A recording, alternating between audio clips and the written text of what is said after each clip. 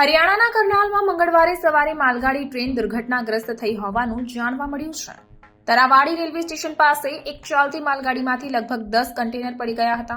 આ કન્ટેનર લગભગ 1 કિલોમીટરના વિસ્તારમાં પથરાયેલા છે। કન્ટેનર પડ્યા રહ્યા હોવાની ખબર પડતાની સાથે જ ટ્રેન રોકી દેવામાં આવી અને અધિકારીઓને જાણ કરવામાં આવી હતી।